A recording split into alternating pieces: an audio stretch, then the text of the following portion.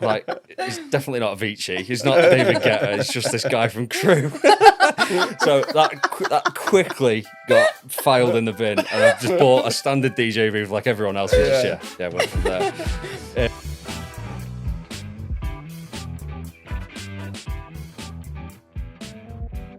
Hello everybody and welcome back to another episode of Unpacked. Hello. Today we are joined by Harry. Hi guys, you alright? I am, yeah. And we basically I kept seeing you venue to venue over and over, and I thought, I best just chat to this guy. Better on. Yeah. Might as well make the effort. Exactly. And you seemed a nice guy, and then I found out you were a DJ, and then we found out we had a mutual friend in Ollie from AO Events. Yep. And we just got on pretty much since then. I keep seeing you. So explain what you do. How did you get into it? And yeah, of course. So, why? Yeah. So we have been going as a company since, I'd probably say, COVID, like when everyone had the massive reset. Yeah. Thought about different ways of doing things. So I've been a DJ for just over 13 years. Okay. So it started, believe it or not, there's a local legendary nightclub in Nantwich called The Catcher, which is no longer there anymore. Right. Found myself in there one night, sort of 17, 18. This DJ was on, wasn't reading the crowd, wasn't really, fitting with the vibe. And I thought, I can do better than this guy. Yeah. So simply, literally bought a pair of decks, went home, downloaded a few tunes, practiced, and it just became more of a... I've always been into music. It's always been a passion.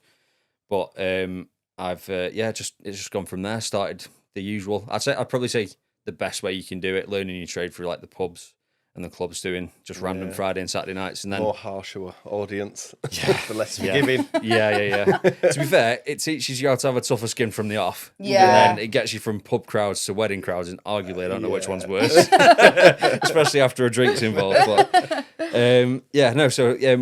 we sort of rebranded around 2020, 2021. And HM Sound and Events was born. I thought it's a bit more of a professional look than just DJ Harry. Yeah.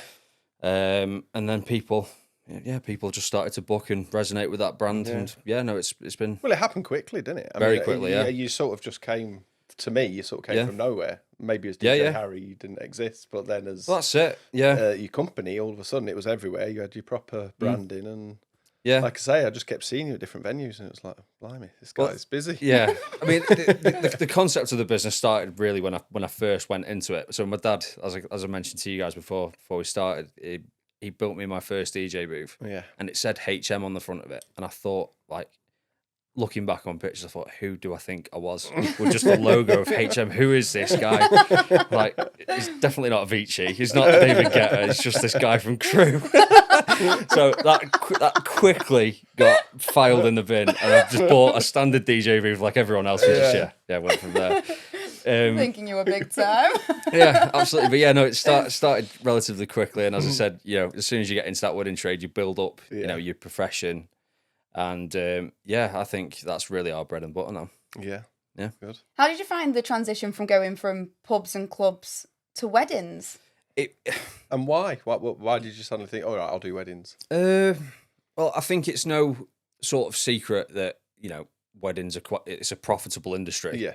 And regular. Absolutely. Work. Yeah. There is always going to be a wedding on any day of the week. Yeah. There's only going to be one DJ to one venue at any one time. So there's a gap for a new DJ. There's always a gap for a new DJ. There's loads coming up in the Cheshire area, which I think is great because at one time it was quite stagnant, but to see some new people and new faces in the area and, working with great professionals, like I said, like with Ollie, it's fantastic. But, it's just, it did happen really fast. Yeah. Good. Yeah.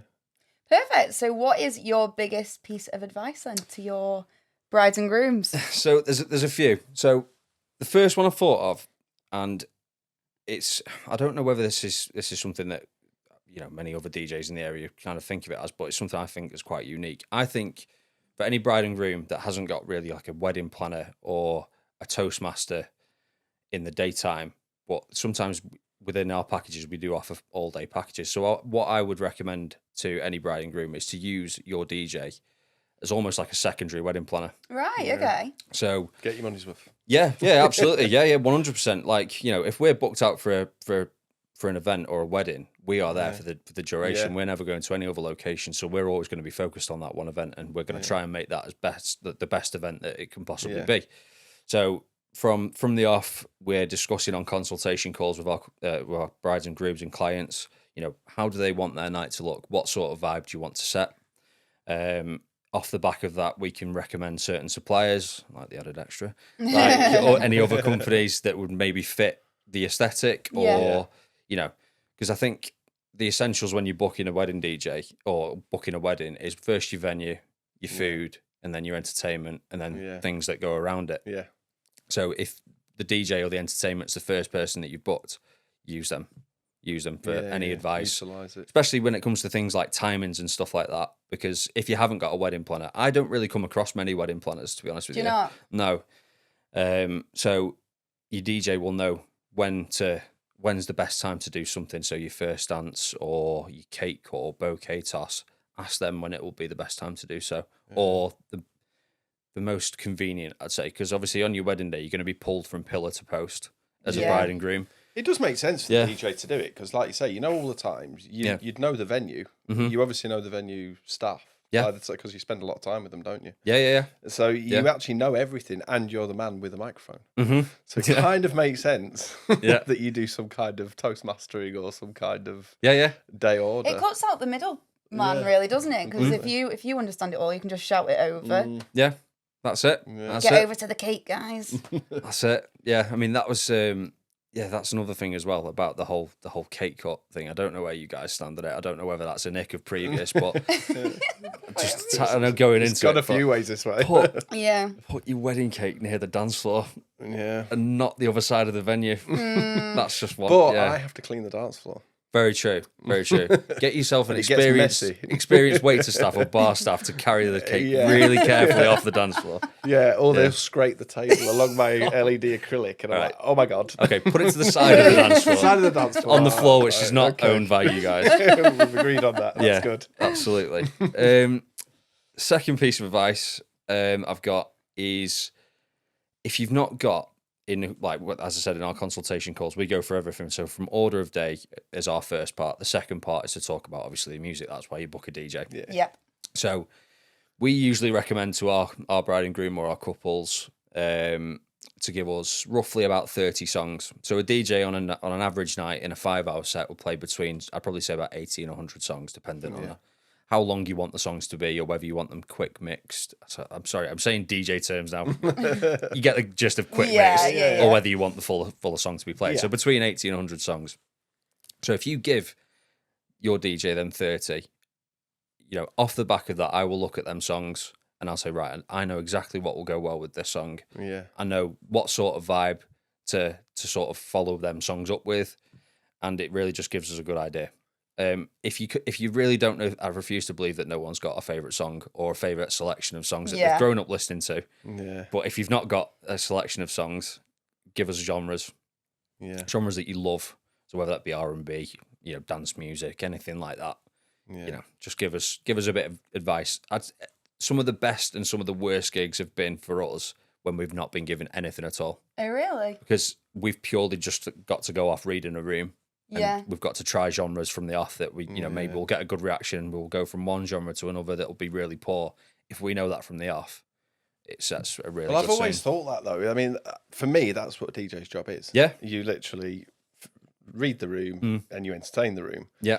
But you get people, don't you, that like give their full Spotify lists. Yeah. And they want it played in that order, and it's killing the room. You can see that it's killing the room. And you're thinking, oh, give the DJ some leeway a little bit. It's frustrating to watch, because obviously we've stood on the side of weddings doing the selfie mirrors. Yeah. And I've watched DJs die. Yeah. and sometimes they... Not literally. Only once.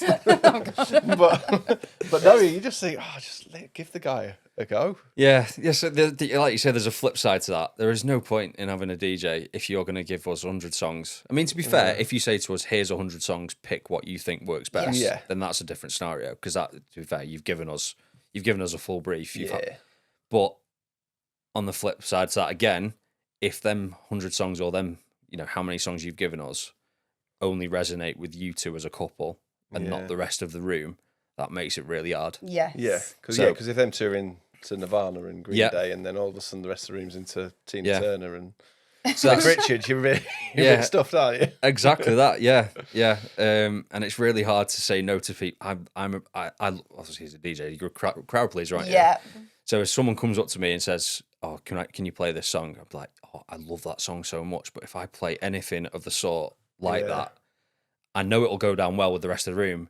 But sometimes, you have them brides and grooms and other, wedding couples that have got their eyes set on this vision. Yeah. That sometimes you're like, oh, no, can't. What's your stance on requests on the night? So that's something we ask, and we always say, do you want us to take requests? And the answer 9 times out of 10 will be yes, but use common sense. Yeah. We don't want Venga Boys or something. Do you know what? I love Venga bit Boys. of a banger. Sorry. Do you know what? of all the cheese, doesn't go down the worst. I'm not gonna lie. Is there a go-to song? Is there one that you think, right, that one will get everyone back up? I always save my dance floor. I always speak of the UK blueprint when it comes to functions and parties. You could list 45 to 50 songs which are gonna absolutely go down like a storm. Really? Bright Side. Obviously, You see, these are ones where I'm off. That's what I mean. It's one of two ways, but people still come back to them songs. They do. Sometimes in request forms, you say you'll get like a selection of like maybe the first 15. You're like, oh my god, absolute banger, banger, banger. Then you go and you get to Bright Side, Macarena, Proud Mary, Angels, and you think, oh. The thing is though, when I'm drunk and Killers comes on, I'm there. Maybe that's the thing, but I know I'm not for Macarena. Well, that's it. I ponder leaving the party. That's it. I mean, that kind of links into my last bit of advice. Like, I would happily pay people if they come up to me and said, right, I grew up listening to the Macarena. I grew up listening to the Cha-Cha Slide religiously, and I love it. It's a passion. Fair play. But it's a lifestyle. You must play it. It's one of them. It's a dead cert, And if it resonates with your family, fair play. Like there's to name out a specific group of people, Scottish weddings and Scottish crowds, they resonate with sort of quite traditional songs. So if you know that song is going to get your entire family on the dance floor and they love it and it brings back a specific memory, then absolutely fair play. Yeah. And that's what, to be fair, that's what we talk to them about. It's like if someone has specifically requested the Macarena, we actively try and dig a bit deeper. I do. But and just say, oh right, okay, it's a classic, obviously. It's an ick. It's an ick. That's an ick. Well, I just think, there's so many better songs out there, especially from I'm 32, so I grew up in the sort of 2012 going out era of like David Guetta. Yeah. Titanium came out and it was like Avicii levels, and it's just a bit like, all right, that era, especially because they're around my age now of people, and obviously people get married very young or very older. I get that, but you are the average. Yeah, sort of. So it's really useful, I guess, for me to be of the similar age to the bride and groom, because I know exactly what sort of music was out when they were going out. Yeah. And that's what I try and always bring back to, because a song might prompt a memory of that time in that nightclub where everyone was in that circle going absolutely mental. And it's just a bit like, try and think of songs that resonate. Yeah. That's my only bit of Do you panic when the dance floor clears? I always think when I see a full dance floor and the song finishes and you start the next song, and sometimes the dance floor will just clear, won't it? The only time I'll panic is when I know the following song I've got to that is a dead cert and I see the dance floor empty. Yeah. But sometimes I also see it as, I always try and treat things with positives and negatives. Yeah. So if I play a song and the dance floor clears, I see it as a reset. Right, okay. So maybe a change of genre. So maybe, the dance floor will clear after maybe 4 or 5 dance songs. Yeah. At that point, switch it up. Yeah. Go to an R&B genre. Go to, if it's an older crowd, maybe 80s, 90s. And a new set of people will come onto the dance floor because maybe they didn't like the songs I was playing prior. Yeah, that's a good way to look at it, actually. Yeah. So, I treat it as a bit of a reset. Fair enough. I tend to find that a lot of your weddings have similar songs, or are they all completely different? Because a lot that I go to, I hear the same songs quite frequently. Yeah. Is that a case of that's the bride and groom choosing it, or am I just seeing bad DJs? I don't know. I think it can be a mix. I mean, as I said to you before, you're always going to get that what you might call final hour songs, which are going to be quite similar. Everyone's going to, we've had a few on board. let's get the Killers on or whatever. It will. I think that Don't final look like hour. an anger, that's always Exactly that. You know it's going to get a reaction. I mean, to be fair, with obviously Oasis and stuff, that's really relevant at the moment. Yeah. So I've been finding that I've been getting more of that stuff than I would usually. But that's usually on a do not play. So that's also what we ask for, is what don't you want to hear? Okay. And it's quite refreshing to see them sort of songs on that don't want to, because it makes us work harder as well. Yeah. It makes us not want to revert back to that, the tried and tested route. Yes. Do you know what I mean? Yeah. You like the challenge then? Yeah, absolutely. Yeah. Fair enough. Makes your job more exciting, doesn't it? Yeah. Less the same all the time. Yeah. I believe you've prepared a list of icks as well. Yeah. No, absolutely. So, first one. So, bit of context. Obviously, as a DJ, you're stood in pretty much the same spot for 5 hours at a time. One of the best ones for me is when a groomsman or a bridesmaid or a friend of the family, you've seen them on the dance floor. They've been on there for absolutely ages. They're nowhere near the bride or the groom at this point, and they come up to you and said, "Oh, the bride's just requested this song from me in order to get it on next." Do you not think I can see you? Like exactly that. Do you think I'm dumb? That to me, especially when it's not late either, and like I feel like saying to him, "Oh yeah, no, that obviously killing my kindness almost." Like, "Oh yeah, no, it's just I'll get it on shortly," but. I've just seen you for the last half an hour. You've been nowhere near the bride and groom just to try and get your song on. Oh God, kills me. How many people actually do that? You're trying. I've done it though, this is like just to try and it's quite selfish to be fair. I think just to hear the song you want to hear. Oh yeah, the bride really loves this one. Oh, they paid all the money, and then you're just like, they really want to hear it. Get Venga Boys on. That's what I mean. Yeah, so that's probably a first one, and that's one that we get quite regularly, to be fair. So these other two are specifically DJ related. Yeah. So, that's what we want, really. We want it to your field. So guests, let's say, come up to you with a Spotify song or a YouTube song. So I'm quite technical when it comes to things like sound quality, because obviously that's what they're paying for. That's what people pay for, is to hear. Yeah. There's no way I'm plugging your phone into my DJ gear. One, why would I bring a cable to do that?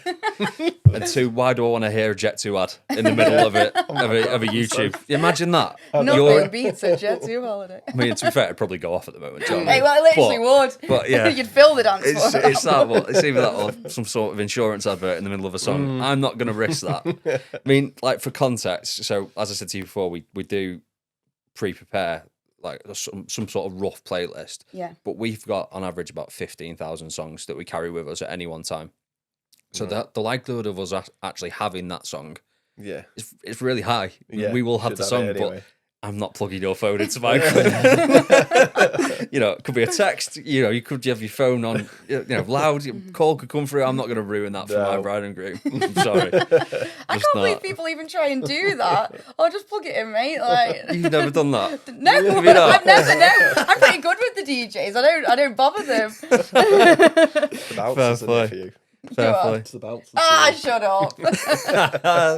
Anyway, next take. And the last one I've got is someone asking, and this is, again, it's quite selfish from the person actually asking this, but can you play something good when you've got a full dance floor? Oh, kick them. That's a bit. You know what? Like, sometimes you have literally just got to say, just look behind you. Yeah. Turn around. Like, I can't really. You're never ever going to please everyone. No. You have got to literally play to your crowd. I've had a couple of instances over the last few years where you've had a bride and groom or a wedding couple, as I keep on saying, a wedding couple that have got a specific vision that they really want to follow when it comes to songs, and fair play to them, it's their day, they've paid for it. Yeah. But it's sometimes in-laws and parents of brides and grooms which really don't like this music, and it's a bit like, probably. I mean, you probably contributed to this wedding, so you have to try and please, especially the wedding party. Put a bit of ABBA on somewhere. Yeah, exactly. No. Really not. No. Really not. Really not. I'm not an ABBA if you want to clear my family off a dance floor, play ABBA, because we'll be gone. Again, it's part of that UK blueprint, I keep saying. Yeah. I think I like everything that's not on the UK blueprint. Fair play. You're very Ibiza, though. Yeah. That's you. Nice. That is me. Nice. Perfect. Any more for any more? They're the ones that I've done. They're good hits, They were good ones. So we'll move on to customer dilemmas then. So as usual, we've had people write in with their questions. Mm-hmm. So we've got one from Emma in Northwich who says, me and my partner cannot agree on music. We both have quirky music tastes. He likes heavy metal, whereas I like country. How do you keep us both happy without emptying the dance floor? They are two completely different genres. Yeah. Made even worse by the fact that none of their guests are probably going to like either of heavy those. metal or country. I mean, good luck with that gig. Yeah, I know. Yeah. Feel free to put an inquiry through. We'll have an interesting conversation. Block. Yeah. I mean, with anything like that, when you've got two completely different music tastes, I always try and put them into sections. So if you're playing like a block of maybe 2 or 3 songs, try and rotate. Yeah. You're never going to please everyone. Like, for example, the bride might have her and her friends that might like that music, and then the groom and his mates. You have to try and find a mix. But also, if there is a possibility of trying to mix the two genres by using an artist which is heavy but also got a sort of country vibe or whatever, like I'm not playing Carrie Underwood because all of her songs are quite subjective, but I don't know. I can't think of anyone. Like Chris Cornell or someone like that or Chris Stapleton that's got like a heavy mix of country music. Yeah. Just to try and like sort of balance it out. But if they're really not keen on that idea, just try and play sections, I'd probably say. Yeah. Fair enough. That makes sense. Yeah. Okay, next one. Fred from Sheffield. I have just started DJing at weddings and they make me very nervous. What do you do if no one is dancing no matter what you play or if your equipment fails? So we have tried to have as much of a backup for every piece of equipment that we've got.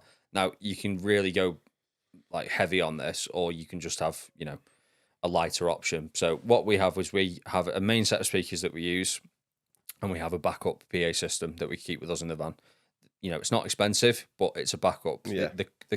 I've never had it before personally, but I know people that have haven't had that exactly yet. Yeah, I'll touch it for No, you. you said it. Saturday best go well now. I I swear. know. We just jinxed you. No.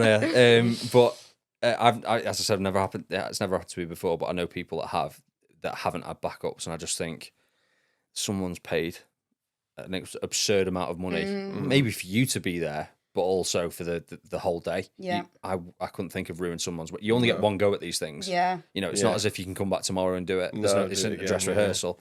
So we always try to have a backup. So we've got backup decks, backup speakers, even backup hard drives with all the music stored on. So for example, if technology is really touchy, isn't it nowadays? So if a memory stick was to corrupt or whatever, we've got a backup ready to go. Do a lot of venues have PA systems as well? They do. Do you ever wire into them, or do you ignore them? Or it's becoming it's something I posted on our Instagram quite recently about venues, like especially in remote areas, believe it or not, have actually installed PA systems with something called sound limiters. Yeah.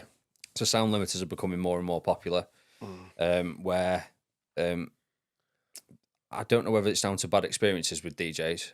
But I think it's more live bands, maybe, because these live bands that they play at weddings, but they believe they're at Wembley, and they literally, they do go for it. Go they do well go for it, don't they? Yeah. Funnily enough, played at a venue last year that said they had a sound limiter, and so I had to use the in-house PA system, so their speakers, and they had that sound limiter because they had ostriches on the farm next door. What? Right. Okay. And it was quite a prestigious Cheshire wedding venue, by the way. Yeah. I'm not going to name names, but I just thought that is unbelievable. Yeah. What a reason. Them You're going to wake the ostriches up. They best have the best night's sleep ever, because this party's, it's not going off because there's sound limiter. I don't know, but yeah, like I said, sorry, just to go back to your point, it's okay to be nervous. You got to start somewhere. I was petrified at the first wedding I did. I can imagine. But you've just got to stay calm. Try not to over talk on the mic, because there is nothing worse, I think, than a DJ that makes it about that. Them. Goes back to Phoenix Nights, doesn't it? A little bit. Yeah. Exactly that. But it's not about you. So try and make it as much as possible about your crowd. Yeah. The only time I will ever go on the mic is to introduce people if there's an announcement, or just to try and hype the crowd up when it's a full dance floor. Maybe count them into a certain section of a song which will go off, but just try not to make it about you. Yeah. Yeah, I think that's good advice. Okay, next one. Sadie from Liverpool. We have booked a live band for part of the night and a DJ for the other part. How do you keep the vibe flowing between the two? So, there's a reason they booked the band, is because they like live music. So the songs that that are better played live, I would suggest your band play them. Yeah. Rather than a DJ play them, unless you really like the original. Mm-hmm. But use that as an opportunity to play different types of music. You know, it's not often that you see an empty dance floor when there's a live band, unless the band are really bad.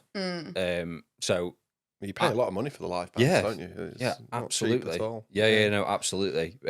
But use it as an opportunity to play different sorts of music. Obviously, if you want to keep the running theme of guitar music or live music into your DJ, then fair enough. But I'd use that as like, if for example your one partner likes heavy rock music or rock music, and your other partner likes club music, your live band aren't going to play club music. No. To try and sort of switch it up that way, yeah. Yeah. Do you 100%. Find though that if they've got a live band, predominantly they are into their indie music and No. Yeah. I think you can have a live band and be into all kinds of music, don't you? I don't know. Go on, professional over there. What do you think? I don't know. Sell the argument. It brings. I think it brings a different vibe. I really, I've played songs which bands play all the time, and it gets a rubbish reaction from me. But when they play it, it's a completely different reaction. I think it's just something about seeing a guitar and a drum set. I agree with that because the UK blueprint, as we were just talking about, I would rather hear from a live band than from a DJ. Yeah. 100%. I'd actually get into it live. Yeah. Venga Boys. Saying that, the Venga Boys live. There was a band that played Mamma Mia a few months ago, and it was unbelievable. I was like, just record that for me. You actually enjoyed Mamma Mia? I know it was like some of these bands are amazing. Yeah. Some aren't. Yeah. Some need to quit. Yeah, some really do. But no, some are amazing, I think. Yeah. And they are. You think, God, you wasted it. I've seen some one-man bands that are incredible. Mm-hmm. Yeah. I think that is amazing how people do that. Yeah, 100%. That's a serious talent. There's some great live acts out at the moment. We've just so for our wedding next year, we've booked a couple called the Jam Duo, who are a cellist and a piano combo. So we've got them for our ceremony, but they're carrying on into the reception, and they do like quirky remixes of even like things like the Jurassic Park theme and stuff like that. You can literally give them anything, and they will put like a classic twist on it. Yeah, and it's just like little quirky acts like that. I think make such a difference to your day. They do. But going back to the live element of it, I think it's fantastic. But just try and switch it up with your genres. Yeah, I think it'll work. Yeah, makes sense. Perfect. Right, last one. James from Manchester says, my wife is a massive Taylor Swift fan. She has given our DJ a list of loads of her songs to play.